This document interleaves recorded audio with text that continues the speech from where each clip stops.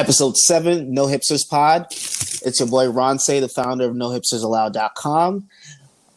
This is our first... Oh, God. Clearly, we're going to have a blooper reel. All right. Episode 7, No Hipsters Pod. It's your boy Ron Say, the founder of NoHipstersAllowed.com. This is our very first bi-coastal show. Our guest co-host today is a friend and full-time Drake hater from Los Angeles, Falaya. Hey. Tell us about yourself. Yay, what's up, everybody? My name is Falaya. I do hate Drake. I listen to real music. However you like to define real music you can feel. Listen to different genres of music. But yeah, no hipsters. I see. All right, so the first topic today has to be the Babyface versus Teddy Riley debacle, which literally just took place in the last hour. So the much anticipated battle, which has been getting postponed for the last couple of weeks now, was set to take place April 18, Saturday night, 9 p.m., and we all tuned in. As many as 400,000 people were tuned in at some point, but for some reason, Teddy Riley just couldn't get it together, and it's now being postponed yet again. Hey guys, this is Babyface here. I just wanted to say that tonight was really special and so many people joined in on us that I think that it's only right that we postpone this thing and do it at a time when there aren't any technical difficulties and everybody can hear the music the way it needs to be heard. So I gracefully would like to say, why don't we just do this at another time and pick it up and have a good time later on. Thank you. I think Teddy played himself. First of all, this all started with him trying to charge us to watch this shit. And then now we have a battle that just never happened because the audio just wouldn't cooperate because Teddy had a DJ, a hype man, and a mic stand. And yeah. I feel like Teddy owes us like stimulus checks, to be quite honest with you. Right. Because that was, in fact, the internet's taking care of him right now. He's going viral for all the wrong reasons. They're memeing the shit out of him all over Twitter. Is going to get into all the other platforms soon. So right. It's just a disaster. And this is just a classic situation where doing too much goes completely wrong.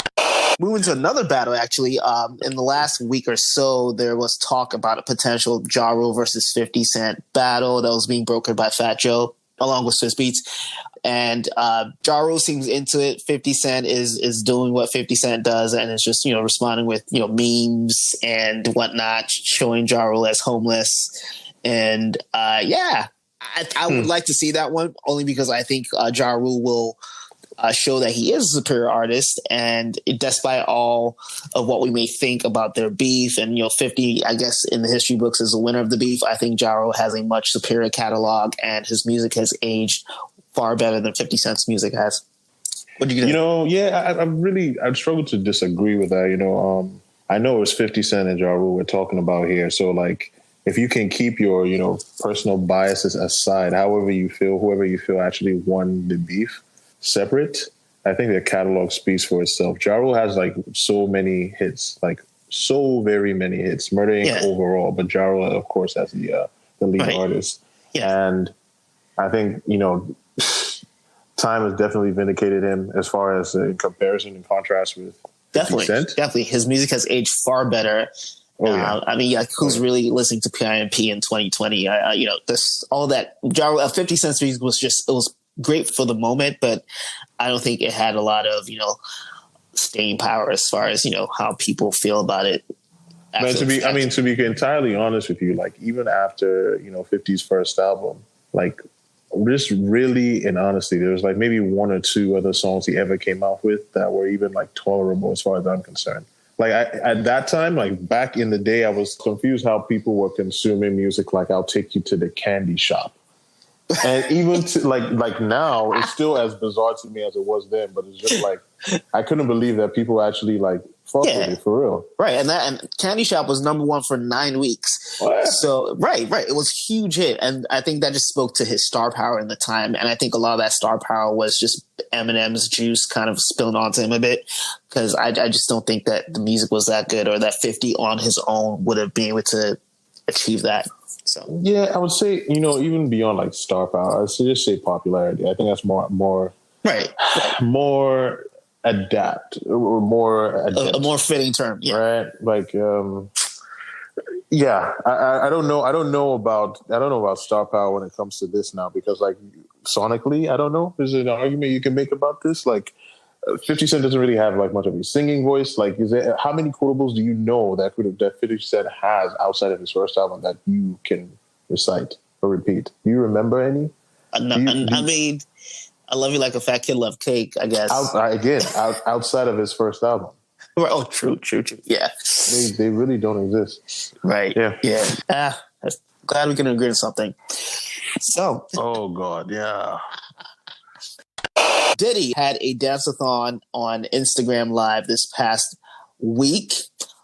He was raising money for coronavirus relief, and he had a variety of celebrities call in to dance. And at some point, Lizzo calls and she starts twerking, after which Diddy promptly stops her. And see, we're not going to do this.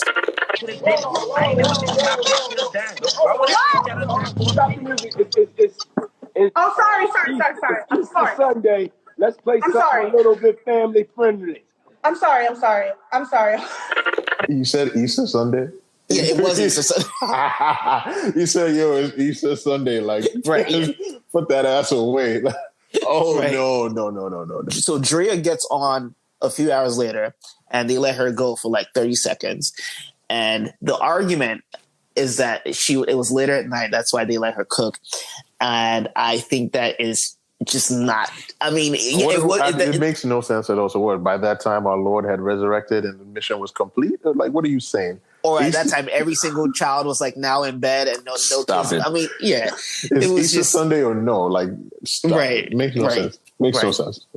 So yeah, so he was being called out for weightism, and he kept saying that, oh, y'all be negative, blah blah blah. It was definitely he was definitely played Lizzo on that one, but man, I just feel like okay. Apparently, so I don't know. There's some rumor. I don't know if there's a lot of truth behind it, but like on Twitter, they were saying that Lizzo was allegedly supposed to be creating her own like OnlyFans site or whatever. And I was thinking this through, like, okay, I guess if she likes to present herself in this way so often, and she also wants to monetize it as much as possible, why not? Right? Okay, go for it. Cool. But like on an Instagram platform on the Lord's Day. Okay. Oh, so you are suddenly like, this holy guy, apparently. Who cares? Absolutely not. Right? Like I do feel like now, especially because of the lockdown, like it doesn't matter what social media platform you're on, people are shaking their ass everywhere. Like it's all you see on all social media platforms is just like people going live and people doing like the most outlandish shit. It's everywhere. Right. But even before this lockdown happened, like Lizzo has been known to be this way. And on one hand, I understand that she's also clapping back at all these like body shaming type of people and that whatever. I get that. But at the same time, I feel like, if it's a personal preference that I would rather not see this lady in this light rather than maybe I have a preference to see other women in that light, or I'm not opposed to it, perhaps, then at least, hey, there's a platform for her to be able to do that fully, whatever, and like, monetize that and just be great. Right. Fantastic. While I'm even on those thoughts, like, is there any mention of Drea having an OnlyFans? You can only wish, right? You can only dream. I have no idea. I'm just asking. I don't know. Well, so, I guess your wife is nowhere nearby, so. Tekashi 6ix9ine got out. Was able to finesse his way out of prison with stupid right, with coronavirus worries. That's actually he's one of a few other prominent people who have finessed their way out of prison, and he's already kind of back to like trolling on the internet. And honestly, I'm not even mad at him. What? I don't. Oh my god! Like, oh wow! How did Tekashi 6ix9ine get out before Bobby Shmurda? Like, somebody has to explain this to me. Like, in the time that this dude went into prison and came out, like, I'm like, and correct me if I'm wrong, right? Like, Kodak Black was in prison, got out, went back in, I think it's still in now. So I think Kodak's charges may be worse than Tekashi's. Don't quote me. I don't remember what Schmurder's in there for, but I don't know. I have no idea. But at the end of the day, though, and the funniest thing about Tekashi's situation is that there are people that like are openly now like saying like, yeah, I want to work with him. I would like to work with Tekashi. And I'm like, I mean, why shouldn't they? Okay. No. Let's talk about it. Why shouldn't they? If you're a hip hop person, right? Okay, and so every hip hop person is a mobster now, right? If I can get to it, right? Okay. If you're a hip hop person and you agree with or you abide by any code, right? Then you would know that like there's a history in hip hop where like, there's certain laws and certain boundaries that you just don't cross, right? There's certain things that you don't do. And if you do certain things, then there are consequences for you doing those things. For every action, there's there's a consequence for it. And if Tekashi 6ix9ine decides that like, okay, however bad his situation was, whatever it was in full, that his way out of it is basically to break all the laws and the rules to save his own ass, and you condone that by essentially like welcoming him in to work with him, then you're guilty by association.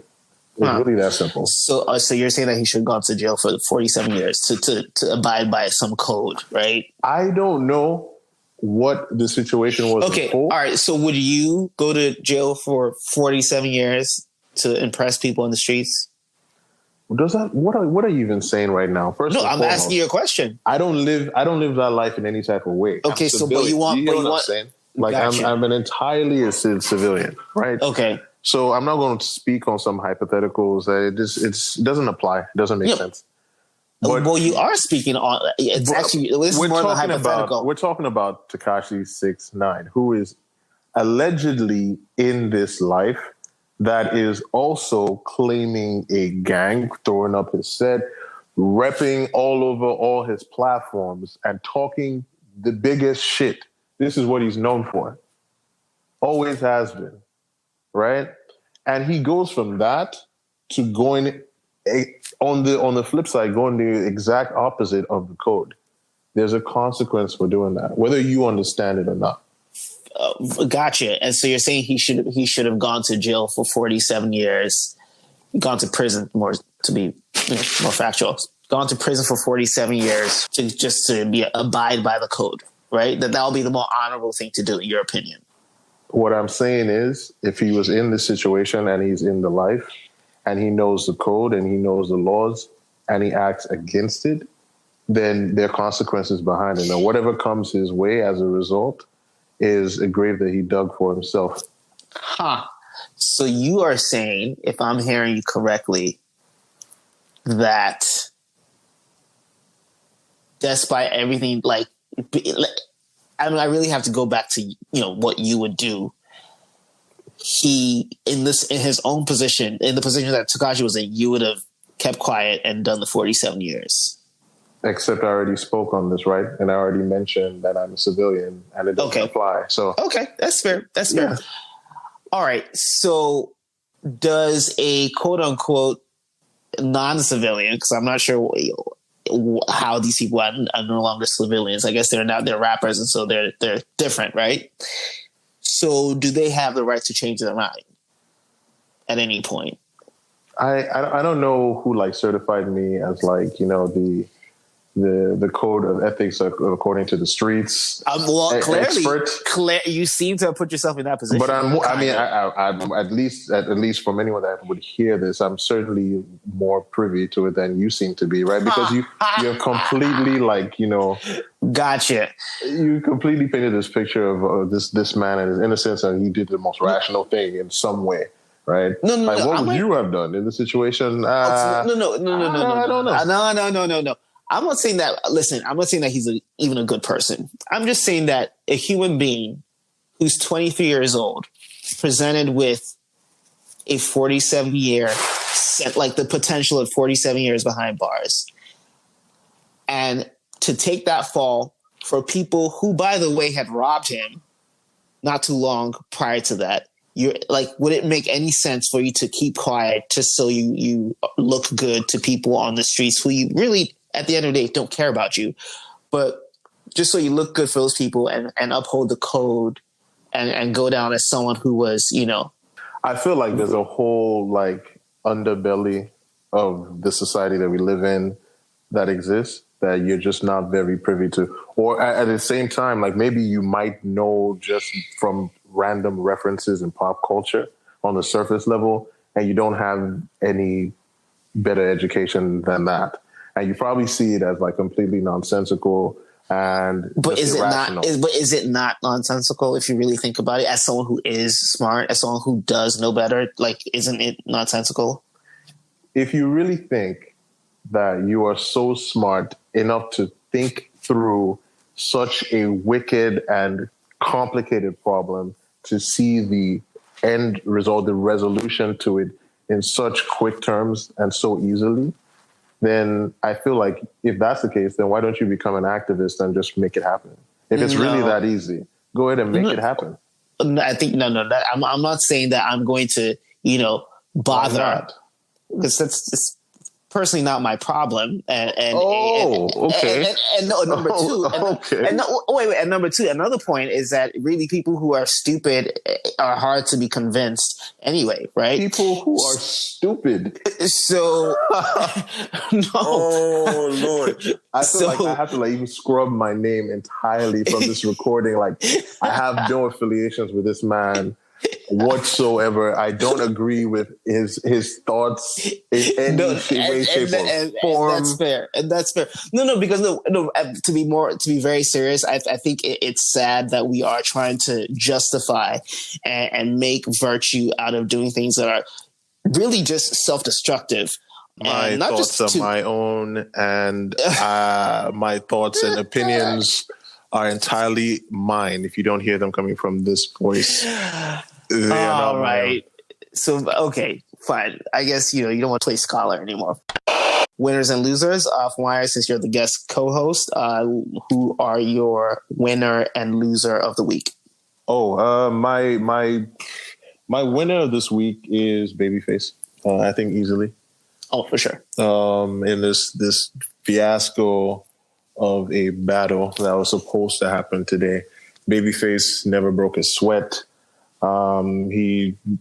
He played, I think, maybe one or two records with no technical difficulties of any kind, and he had all the support from, at least from what I could see, from the comments section, right? Yeah. And he seemed to, just be lounging, just sipping on some champagne while he was just, basking in his brilliance of his own music. Yeah. On the other hand, Sir Teddy seemed to be going through a crisis, essentially, right? He had a whole team of people around him that just nobody, not a single person in the room seemed to be able to figure out how to work Instagram or IG Live. So the funny thing about this battle is I feel like it was a bit of a mismatch. What do you think? Just if you put their catalogs side by side, it just feels like Babyface was probably better off going against Jimmy Jam and Terry Lewis as opposed to Teddy Riley, who is a legend in his own right, but just not in that weight class, in my opinion. I mean, I honestly don't know how many people. I don't know too many people that you can put in the same, category, in the same sentence as Babyface. True. Right? It's just kind of like if they wanted to do an IG Live battle or something, and like Quincy Jones said, "Hey, he wants to battle somebody. Who are you going to put up?" Right. It's a tough one. So like I feel like Sir Teddy lost before this battle got started, but he essentially buried himself, dug his own grave and buried himself when he tried to charge people as well. Facts. So it was just a monumental L. Didn't go down well at all. But I don't think he was this week's loser still. I feel this week's loser is TikTok, the platform. So I've my wife and I, we started shooting a few TikTok videos now because we got bored.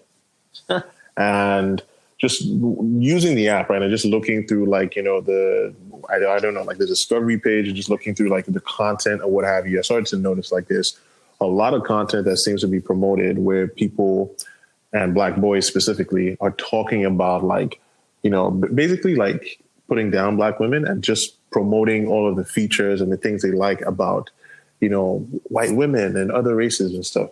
And it's cool to have your preference, but like when you're working on a platform that is like promoted through algorithms and such, and like the messages and content is filtered out certain content and it promotes certain other content.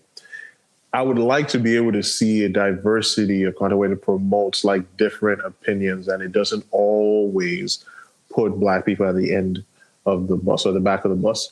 And TikTok seems to be doing that a lot, not just in those kind of videos, but also like in the videos where, there are all these creatives, Black creatives that are starting up these new dance routines and getting no credit for it, getting only just a few like hits or likes. And, people are copying all their moves and going viral. And it happens a lot. So I hear your point, but do you feel like that's unique to TikTok? Because I feel like that is somewhat emblematic of all media, really, how a Black artist or a Black creator might start something and then a non-Black performer does the same thing and just gets more recognition. I mean, it's how we have really Elvis Presley or even Eminem, where like the same Black people had. Okay, shut the fuck up. Right? See, okay, all right. Clearly, this will be your last time on this podcast. Your first and last time. Speaking of, that song did debut at #1 this week on the Billboard Hot 100, and he's only the second artist ever to have 3 #1 debuts. Fantastic. Are you his accountant or something? Like, do you benefit in any way from this man's success? Like, are you polishing the marble in his house over in Canada somewhere? Like, are you the gate man? Do you like welcome his guests? Do you carry his champagne whenever he has visitors? I would have to ask you the same. I mean, what positive, in the words of Gabrielle, what positive happens in your life when you hate on Drake? I only speak the facts, you know what I mean? Like, sure. I'm not just tearing down like some, mixed kid from Toronto, Canada, who adopted an entire persona to mimic a Black American experience and Black American music. I'm not just putting him down just for no reason whatsoever, but like if you watch his career progression and like you just listen to the way that he speaks and has spoken over the years and how he's tried to like mutate his language, his mannerisms. He's a tough guy one day, the other day he's not. Oh boy. There's just so much about this guy that's just not authentic. So like it's so transparent to like it's honestly like the fact that I wouldn't have to explain, it's too late for you to understand. Well, too bad he wasn't like a drug dealer in Virginia selling weed to college kids, right? Anyway, I don't know the relevance of that whatsoever. Anyway, like, Drake fans being so emotional whenever they're reminded that he's taking an L. It's so emotional. Sure. Anyway, my winner of the week, Drake could be the winner because he did win, but with the #1 song.